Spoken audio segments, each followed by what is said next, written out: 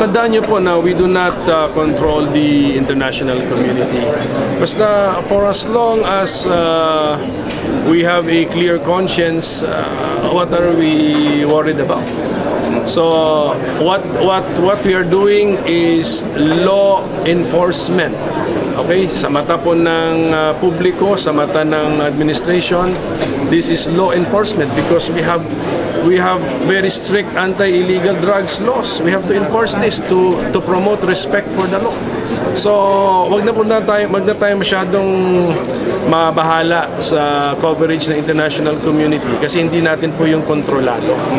What is important is that we know what we are doing, and we know that what we are doing is in accordance with our own laws.